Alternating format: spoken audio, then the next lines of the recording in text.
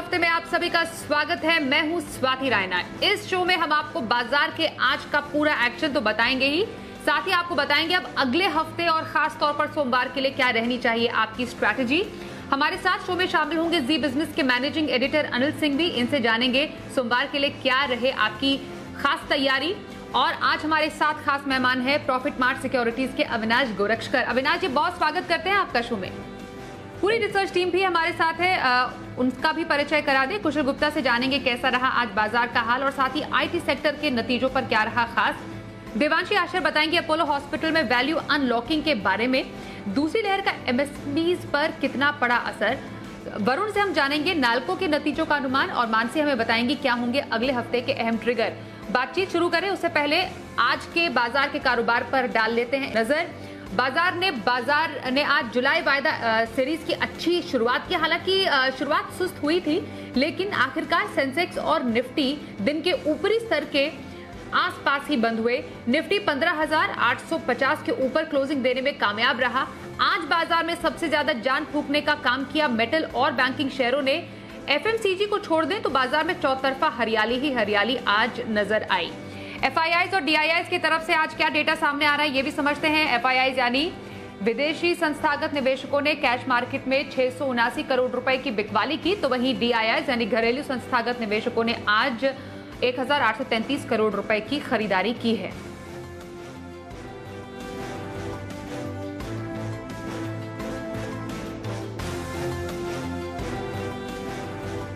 और आइए अब एडिटर्स टेक में अनिल जी से समझते हैं कि आज जुलाई सीरीज की शुरुआत का जो ये शानदार सेशन हमें देखने को मिला, उसके पीछे मेन कारण और फैक्टर्स क्या रहे।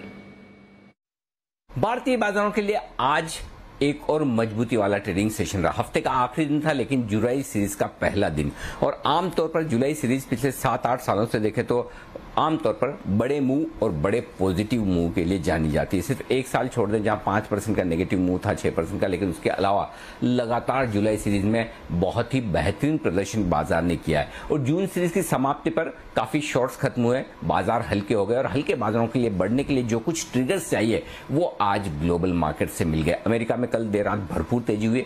आज भारतीय बाजारों के बंद होने के वक्त तक अमेरिकी फ्यूचर्स मजबूती के साथ ट्रेड कर रहे थे। ग्लोबली मेटल्स में रिकवरी आई है। तो आज के सेशन में जो पिटे हुए सेक्टर से उन्होंने रिकवरी देने का काम किया और उसकी लीडरशिप आती दिखी बैंकिंग शेयरों से। बैंक निफ्टी में दमदार उछाल दिखा और उसका साथ देने के लिए पूरी तरह से तैयार थे काफी हद तक मेटल स्टॉक्स और उनके ठीक पीछे ऑटो स्टॉक्स भी। तो ये 3 सेक्टर ऐसे थे जिनसे इंडेक्स को सहारा मिलता हुआ दिखा। और निफ्टी ने जो क्लोजिंग दी है 15,860 की, ये अब तक की सेकंड बेस्ट क्लोजिंग। और सेंसेक्स अपनी life time high closing basis पर बंद हुआ है 53,000 के बेहद करीब। बैंक निफ्टी भी 35,375 के आसपास जो बंद हुआ है वो एक बहुत ही बेहतरीन क्लोजिंग मानी जाएगी। और निफ्टी भी बड़े समय बाद वापस से 15,800 के ऊपर बंद होने में कामयाब रहा। पहले दिन के दौरान निफ्टी ने लाइफ टाइम हाई ना भी बनाया हो, कोई चिंता की बात नहीं, लेकिन बेहद मजबूती के साथ बंद होने में कामयाब रहे। और बाजार में न सिर्फ दिग्गजों में बल्कि मिड कैप और स्मॉल कैप शेयरों में भी फिर से एक्शन आता हुआ दिखा रहा है। एक चौतरफा खरीदारी होती हुई दिखी है और उस खरीदारी का फायदा आज डेफिनेटली सीरीज के पहले दिन ट्रेडर्स को मिला। तो कह सकते हैं जुलाई सीरीज का दमदार आगाज हुआ है। हफ्ते के आखिरी दिन मूड माहौल काफी बेहतर होता हुआ दिखा है। तो पिछले 2 हफ्तों से, ये हफ्ता और पिछला हफ्ता, थोड़े उतार चढ़ाव के जो संकेत आए, बीच बीच में हल्के फुल्के जो करेक्शन आए, उन करेक्शन से उबर कर बाजार 16,000 के पार जाने की तैयारी करता हुआ दिख रहा है। उम्मीद करें ग्लोबल मार्केट से जो मोमेंटम बरकरार है उसके चलते अगले हफ्ते आपको कुछ नए, कुछ बेहतर, कुछ बड़े और कुछ ऐतिहासिक स्तर फिर से देखने को मिले। चलिए, ये तो हमने समझा अनिल जी से कि बाजार में आज का एक्शन कैसा रहा। सोमवार के लिए तैयारी आपको क्या करनी है ये भी हम उनसे जानेंगे, लेकिन उससे पहले आज बाजार में सेक्टर स्पेसिफिक एक्शन को भी थोड़ा समझ लेते हैं और हमारे सहयोगी कुशल गुप्ता का रुख कर लेते हैं। तो कुशल जरा बताएं, आज बाजार में खबरों के चलते किन सेक्टर में सबसे ज्यादा एक्शन दिखा। जी, तो कारोबारी हफ्ते के आखिरी दिन और जुलाई सीरीज के पहले दिन आपको आज बाजारों में अच्छी तेजी के साथ क्लोजिंग आती हुई नजर आई। इनफैक्ट यहाँ पर जो चढ़ने वाले शेयर थे उसमें मेटल इंडेक्स और साथ ही बैंकिंग इंडेक्स, वहाँ जो है सबसे बढ़िया तेजी का रुझान जो है आपको देखने को मिला। जहाँ तक निफ्टी की बात है, टाटा स्टील समेत जितने भी प्राइवेट और पब्लिक सेक्टर बैंक है, आप देखिए वहाँ पर तेजी का रुझान बना, जिसमें एक्सिस बैंक साथ ही एसबीआई जैसे स्टॉक्स जो है शानदार तेजी के साथ क्लोजिंग दिखाते हुए नजर आए। पर निफ्टी में गिरने वाले शेयरों में रिलायंस इंडस्ट्रीज आप देखिए कल के सत्र में भी कमजोर था और आज भी जो है हमें इस स्टॉक में कमजोरी देखने को मिली, करीब 2-2.5% की। साथ ही HUL, NTPC जैसे शेयर जो है दबाव में रहे।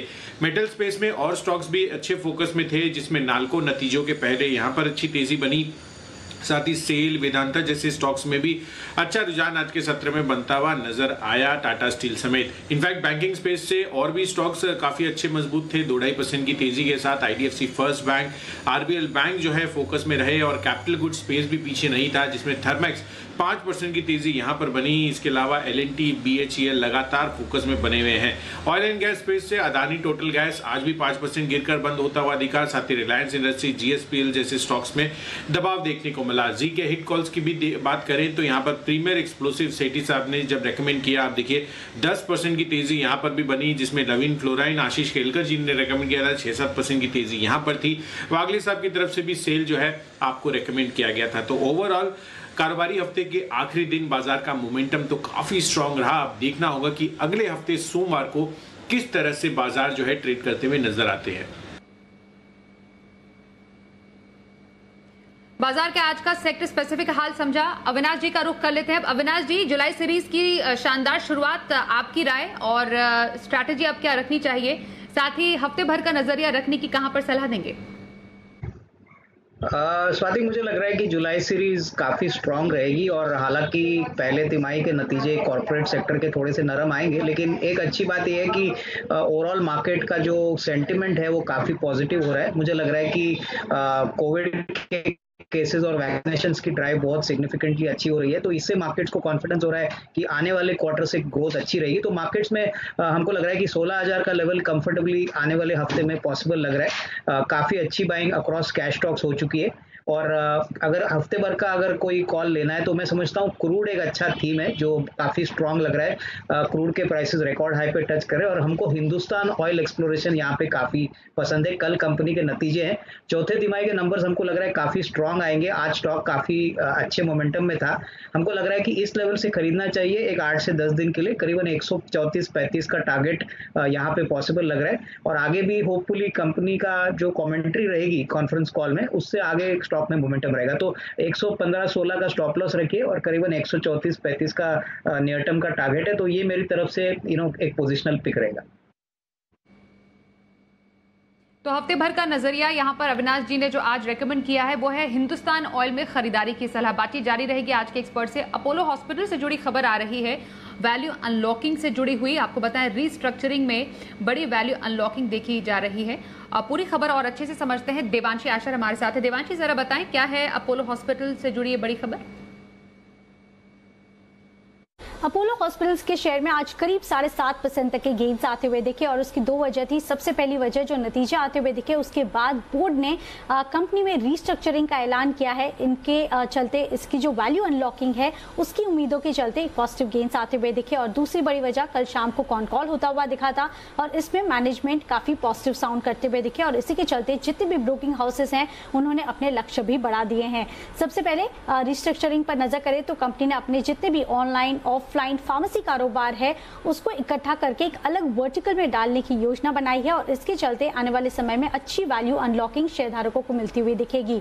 मैं आपको बता दूं कि इनकी जो हॉस्पिटल बेस्ड फार्मेसी है वो इनके हॉस्पिटल वर्टिकल में रहेगी, लेकिन इसके अलावा जितने भी टेक्निकल बैक एंड फार्मेसी कारोबार हैं ये सारे इकट्ठे होकर अलग वर्टिकल में आते हुए दिखेगी और इसके चलते जो वैल्यूएशंस हैं वो आसानी से होते हुए दिखेंगे और दोनों जो अलग अलग सेगमेंट्स हैं उनकी स्ट्रैटेजी फॉर्म हो पाएगी और ये मैनेजमेंट काफी पॉजिटिव साउंड करते हुए दिखे।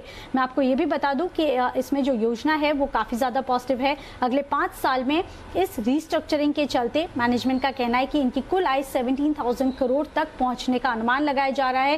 फार्मेसी कारोबार अकेले अगर आप देखें तो इनकी आय लगभग दुगनी हो जाएगी, 5,600 करोड़ से बढ़कर 10,000 करोड़ तक पहुंचने का अनुमान लगाया जा रहा है। फिलहाल इनका जो मार्केट शेयर है फार्मेसी कारोबार में वो करीब 7% के आसपास है, जो कि आने वाले समय में करीब 30% पहुंचने का लक्ष्य मैनेजमेंट की तरफ से है। इसके साथ ही अगले 4 साल में जो ब्रेक इवन पॉइंट है वो भी आने का लक्ष्य मैनेजमेंट की तरफ से आता हुआ दिखेगा। ऑफलाइन फार्मेसी में करीब 5000 नए स्टोर्स खोलने की योजना मैनेजमेंट की तरफ से आती हुई दिखी है। और आखिर में अब देखिए इनका जो कस्टमर बेस है वो FY25 तक 10 टाइम्स बढ़ता हुआ दिखेगा। लो बेस है लेकिन इसका फायदा कंपनी को मिलता हुआ दिखेगा। इसके साथ ही अगर कॉनकॉल की बात करें तो आप देखिए कंपनी का कहना था कि जो अपोलो हॉस्पिटल्स हैं वहां पे भी नए एक्विजिशंस करने पर, इनऑर्गेनिक ग्रोथ करने पर फोकस जरूर बनाया जा रहा है। इस बार भी जो नतीजे आते हुए देखिए हॉस्पिटल सेगमेंट से वो अच्छे थे। आने वाले समय में आप देखिए इनकी जो ऑपरेटिंग प्रॉफिट्स हैं वो काफी बढ़ते हुए दिखेंगे। इस बार इनकी जो औसत आय पर ऑपरेटिंग बेड है वो करीब 11% तक बढ़ती हुई दिखी, जो कि काफी पॉजिटिव है। और साथ ही लास्ट में इनके जो डायग्नोस्टिक कारोबार है वहां पे भी इनकी जो आय है वो आने वाले समय में लगभग दुगनी होती हुई दिखेगी। तो साथ ही जो रिस्ट्रक्चरिंग का ऐलान होता हुआ दिखा वो काफी पॉजिटिव था। इसके चलते आने वाले समय में इनके एबिटा और मार्जिन बढ़ते हुए दिखेंगे। और साथ ही जो मैनेजमेंट की जो गाइडेंस है वो काफी पॉजिटिव थी। और इसके चलते जो आप ब्रोकिंग हाउसेस के लक्ष्य आप देखिए, JP मॉर्गन सबसे ज्यादा टारगेट्स दे रहे हैं, 3230 से बढ़ाकर 4000 तक के नए टारगेट्स दे रहे हैं। सिटी ने 3750 तक का टारगेट दिया है। साथ ही अगर क्रेडिट स्विस की बात करें 3850 तक के नए टारगेट्स यहां दे रहे हैं। ओवरऑल जितने भी एनालिस्ट और ब्रोकिंग हाउसेस हैं वो काफी इस रिस्ट्रक्चरिंग से काफी खुश दिखे। अविनाश जी, अपोलो हॉस्पिटल्स पर आपकी राय? स्वाति, मुझे लग रहा है कि ये जो वैल्यू अनलॉकिंग है ये डेफिनेटली शेयर होल्डर्स के लिए बहुत पॉजिटिव रहेगी। ऐसा माना जा रहा है कि ये बिजनेस दूसरी कंपनी में जाने के बाद यहाँ पे कंपनी वैल्यू अनलॉक करने की कोशिश जरूर करेगी।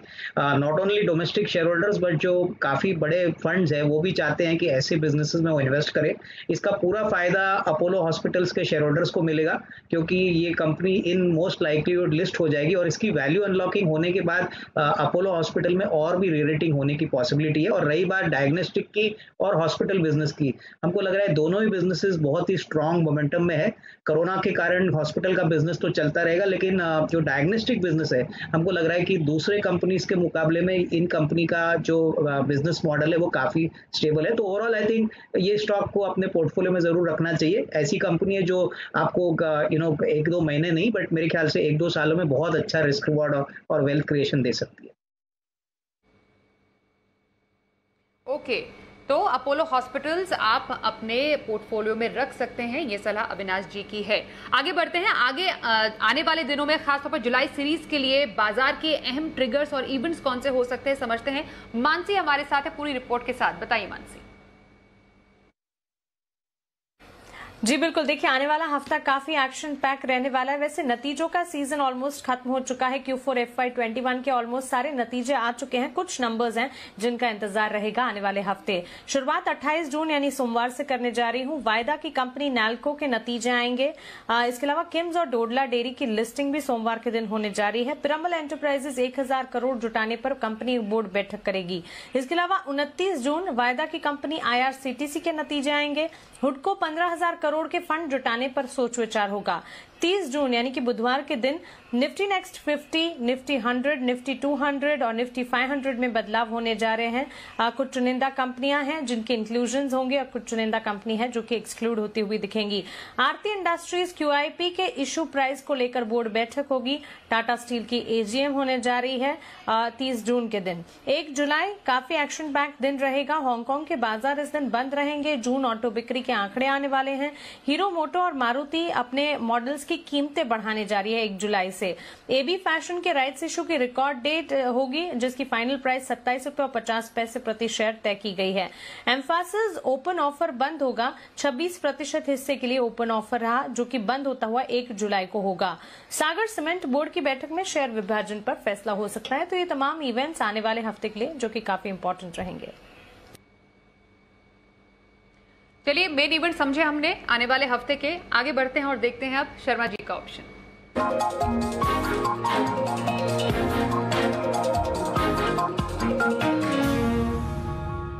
सिक्योरिटीज के बीके शर्मा से बात करते हैं। सर, बहुत स्वागत है आपका शो में। सोमवार के लिए कहां पर आप ऑप्शन की स्ट्रैटेजी बताएंगे? जी स्वाति जी, 2 स्टॉक्स में बताऊंगा, लेकिन उसके पहले जो सेटलमेंट हुआ है उसका समझा दूं कि इस बार हमने जुलाई सीरीज के लिए 422 करोड़ के स्टॉक फ्यूचर के साथ ओआई के साथ शुरू किया है, जो पिछले महीने से भी कम है। और निफ्टी का जो ओआई जिससे हमने शुरुआत की है वो अक्टूबर 2020 के बाद सबसे लोएस्ट है। तो मार्केट काफी लाइट है और ये सीरीज भी अच्छा करेगी, कम से कम अगले 10-15 दिन तो अच्छे रहेंगे, ऐसा मेरा मानना है। स्टेट बैंक ऑफ इंडिया और दीपक नाइट्रेट, दो स्टॉक, एक दिग्गज निफ्टी का constituent. State Bank of India जुलाई 430 की कॉल आप लें, 14 रुपए 85 पैसे का लास्ट क्लोज है, स्टॉप लॉस रखें 11 रुपए, टारगेट आपका रहेगा 20 रुपए।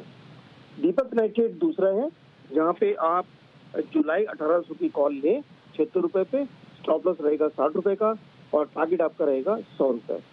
स्टॉप लॉस को ऊपर बढ़ाते जाइए और हैव अ नाइस वीकेंड। सोमवार को बाजार की आपको अग्रिम शुभकामनाएं। धन्यवाद, जय हिंद। आइए अब अनिल जी से समझते हैं सोमवार के बाजार में क्या खास रह सकता है, बाजार को अहम ट्रिगर कहां से मिलेंगे और निफ्टी बैंक निफ्टी के अहम लेवल कौन से हो सकते हैं। जहां तक सोमवार के बाजारों का सवाल है, उम्मीद तो यह कि अमेरिका से अच्छे संकेत सुनने देखने को मिलेंगे हमें सोमवार सुबह, क्योंकि भारतीय बाजारों के बंद होने के वक्त डाउ फ्यूचर्स लगभग 110 पॉइंट ऊपर ट्रेड करते हुए दिख रहे थे, 100 पॉइंट के आसपास। तो उससे आप अंदाजा लगा सकते हैं कि अमेरिका में एक और अच्छा मजबूत ट्रेडिंग सेशन रहना चाहिए। तो वहां से संकेत हम लेने की कोशिश करेंगे। सीरीज के पहले दिन किस तरह के डेटा फंड्स के बनते हुए दिखे और पोजीशन कैसी बनती हुई दिखी वो इंटरेस्टिंग होगा। लेकिन एक बात साफ है, जिस तरह से वायदा कारोबार के डेटा बनते हुए दिखे, अब 15,800 सोमवार को तुरंत आपके लिए सपोर्ट के तौर पर काम करेगा और 15,700 750 तो मजबूत सपोर्ट जोन निकल कर आता दिख रहा है। तो अब जो बाजार की रेंज है वो धीमे धीमे ऊपर की तरफ शिफ्ट होगी। 15,900 के आसपास लाइफ टाइम हाई पर हल्की सी रुकावट का लेवल है और उसके बाद 16,000 तक की तैयारी होगी। तो अगले हफ्ते के लिए सोमवार के लिए 15,700 16,000 ये 300 पॉइंट की रेंज निफ्टी पर है जो इंपॉर्टेंट रहेगी। इस रेंज के किसी और एक तरफ बाहर निकले तो 150 से 200 पॉइंट का मूव आने की आप उम्मीद लेकर चल सकते हैं। ये आपके लिए बड़े संकेत। बैंक निफ्टी का जहां तक सवाल है, 35,000 ही नहीं बल्कि 35,365 के आसपास काफी मजबूती के साथ ऊपर जाकर बंद हुआ है और ऐसे में बैंक निफ्टी आपको बहुत बढ़िया तेजी के संकेत दे रहा है। एक छोटी सी हर्डल है बैंक निफ्टी के लिए 35,650 से लेकर 35,800 की रेंज में 150 पॉइंट की। इसे पार करने के बाद बैंक निफ्टी ऊपर की तरफ 37,700 के आसपास के जो लाइफ टाइम हाई है उधर बढ़ने की भी कोशिश करेगा। तो आखिरी रुकावट की जोन जो ऊपर है बैंक निफ्टी पर वो 35,650 से 35,800 के आसपास की है। तुरंत प्रभाव से सपोर्ट 34,900 35,000 के आसपास बैंक निफ्टी को मिलता हुआ दिखेगा, जिस पर आपको फोकस करना चाहिए। मिड कैप स्मॉल कैप शेयरों में आज से फिर एक्शन बनना शुरू हुआ और ये एक्शन और आगे अगले हफ्ते बढ़ते हुए दिखेगा, उस पर भी आपको नजर रखनी चाहिए, फोकस करना चाहिए। तो सोमवार के बाजार पर स्ट्रैटेजी समझे। आइए अब ऑप्शन की स्ट्रैटेजी भी जानते हैं। कोटक सिक्योरिटीज के श्रीकांत चौहान से हमारे साथ हैं वो। श्रीकांत जी, बहुत स्वागत है आपका। कहां पर ऑप्शन की स्ट्रैटेजी बताएंगे आज? बिल्कुल। तो देखिए, मुझे लगता है कि इस मार्केट में स्टॉक स्पेसिफिक एक्टिविटी काफी रहेगी क्योंकि मार्केट एक इम्पोर्टेंट रेजिस्टेंस के करीब आ चुका है। तो मुझे लगता है कि एसबीआई लाइफ यहाँ पे हमें अच्छी आज एक बाइंग देखने मिली थी और साथ ही साथ आईसीआईसीआई प्रूडेंशियल में भी। तो एसबीआई लाइफ के जो 1030 के जो कॉल ऑप्शन है जो तकरीबन 20 रुपए में अवेलेबल है, उसे बाय किया जा सकता है। 10 रुपए का स्टॉप लॉस रखेंगे। 35 और 40 ये दो टारगेट्स के लिए इसे बाय किया जा सकता है। और साथ ही साथ मुझे लगता है कि टेक महिंद्रा पे भी हमें फोकस करना है। 1080 का कॉल ऑप्शन है, उसे बाय करके चल सकते हैं। आने वाले हफ्ते में हमें लगता है कि और टेक्नोलॉजी स्टॉक्स में एक्शन देखने मिलेगी। तो 1080 का टेक महिंद्रा का कॉल ऑप्शन बाय करें। 30 रुपए के करीब ये मिल रहा है। 20 रुपए का स्टॉप लॉस रखना है और 50 और 55 ये दो टारगेट्स के लिए टेक महिंद्रा को खरीदा जा सकता है। बहुत शुक्रिया श्रीकांत जी, ऑप्शन की स्ट्रैटेजी आपने बताई सोमवार के लिए। अविनाश जी आपके पास आ रहे हैं। आज आपके लॉन्ग टर्म पिक आप कौन सी बताने वाले हैं? स्वाति, आज लॉन्ग टर्म पिक जो बताने वाला हूँ वो फ्रंटलाइन बैंक है और उसका बैंक का नाम है इंडसइंड बैंक। हमको इंडसइंड बैंक इसलिए पसंद है क्योंकि पोस्ट कोविड बैंक ने काफ़ी बड़ी प्रोविजनिंग ऑलरेडी अपने बुक्स पे की है। इनके लिए सबसे बड़ी अपॉर्चुनिटी कमर्शियल व्हीकल फाइनेंसिंग में है। इनकी ग्रुप कंपनी अशोक लेलैंड ने बहुत ही बढ़िया नंबर्स डिक्लेयर किए हैं। प्लस माइक्रो फाइनेंस का बुक भी अच्छी तरह से ग्रो कर रहा है, कॉर्पोरेट फाइनेंस बढ़ रहा है। प्लस इनकी जो एसेट क्वालिटी है वो भी काफ़ी कंट्रोल में है। तो हमारा मानना है कि FY22 में होपफुली होपफुली कोविड होने के बाद ग्रोथ वापस रिज्यूम होगा। हालांकि पहले क्वार्टर थोड़ा सा स्लो डाउन एक्सपेक्टेड है, बट इस लेवल से रिस्क रिवॉर्ड बहुत अट्रैक्टिव लग रहा है, काफी अंडर परफॉर्म कर चुका है। तो मैं समझता हूं कि 1010 1012 के लेवल से जरूर एक्यूमुलेट करना चाहिए। अगर किसी को 6 से 12 महीने की अवधि है तो करीबन 1400 है, तो इस प्राइवेट सेक्टर बैंक को मिस मत करिए, इसको जरूर अपने पोर्टफोलियो में इंक्लूड करिए। इंडसइंड बैंक में लंबे अवधि की खरीदारी की सलाह अविनाश गोरक्षकर की। बहुत शुक्रिया अविनाश जी, आप हमारे साथ आज शो में शामिल हुए। तमाम सहयोगियों का भी बहुत शुक्रिया हम तक एक्सक्लूसिव खबर और रिसर्च पहुंचाने के लिए। आज शो में बस इतना ही।